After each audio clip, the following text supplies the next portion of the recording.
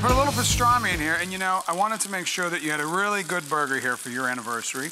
And so we did a little pastrami here. You made a little creative. Look at that. What do you think? So what did you start with? Just ground chicken? It's just ground chicken. And straight up ground chicken? I love a chicken burger. It's just one of those things, you know, I guess I could do it over here too and probably save us some time. We're getting hungry. Right? I'm stacking the pastrami, baby. Do it. Here we go. You know what I love about burgers is they're just so friendly, you know? That's what I love about the concept is that there's enough for everybody, it's accessible. And you can Here's another stack. You can share it, you can cut them in half, you can get 2 different burgers and try different ones. And you've got what, 10 in this in here? Well, 10 from you chefs? guys, plus I always write the burger of the month myself. I did our celebration burger in there. Nice.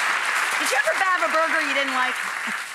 No, I don't think so. It's hard to get a bad burger, Well, right? I think if it's way overcooked and dry, maybe, but you can almost fix it with a little extra condiments. Condiments will just fix it right up. Extra I always like condiments. a little bit of a bite in there. We're gonna cover them up. Tent that a little bit. Tent that a little bit so the Cast iron cheese skillet. melts. Is that your favorite material to cook in? Well, if I'm grilling outside, now I'm gonna have to grill my burgers on the grill.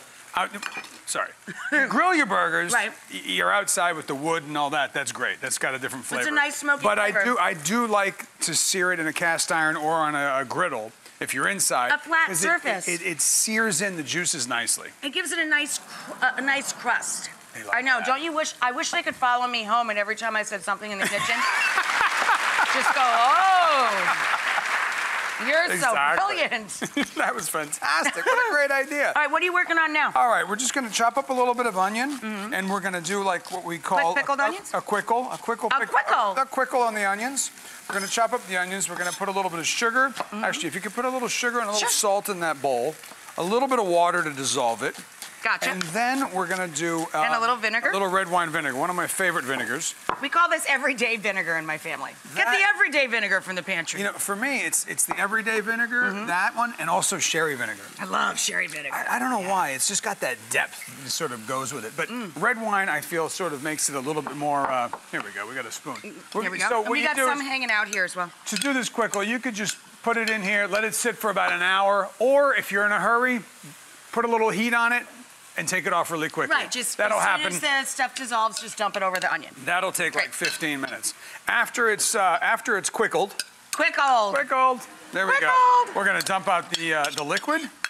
Now we've got to dry those off. I love pretty much pickled anything, don't you? You know, pickled fennel, pickled onions, pickled. I got to tell you, I was just in Turkey last week, and was working with this chef. He brought me to a pickle store. They must have pickled like 100 different things. It was absolutely fantastic. But the crazy thing was, tradition is they said I had to drink a big glass of pickle juice when I went to the store. No, my grandpa. Oh, that was a good breakfast. My grandpa used to drink vinegar in the morning, too. He said it was good for your health. I don't know. That's all it is. Pickle juice is vinegar. I guess so. Sorry. You didn't like it a lot. Well, I did, but right after that, I had to go eat the rose, what was it? It was the rose, the rose jam made out of rose petals. So I was My stomach was going, woo-hoo, were like, we're having a good time here, guys. Having some time in Turkey. Okay. Listen, wait, I put some honey, I put some mustard in here. Perfectly toasted We're rolls. going to put our pickles in with the mustard and honey. Yum. Boom, right there. Did you see that? He made his own honey mustard. Why pay for that in a jar? You have honey, you have mustard. Introduce them to each other. Exactly. And then he just mixed in the onions. Let me go look at the cheese over here. And you know, I have to tell you guys something about whenever I make burgers on this show. I have a ghost toaster. I have a person who stunt toasts for me because I set bread on fire. I'm not allowed to touch bread.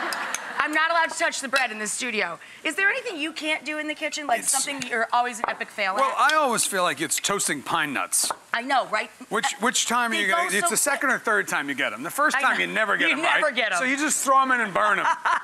You know, here's the first batch. And you use a little less, because then you don't have to worry about it. I'm not great at coffee either. My husband is the coffee brewer in our family as well.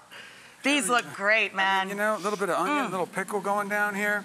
Fantastic. There we go. Now we got to go get our burgers. Yeah, I'll bring them down so we top them with some patties.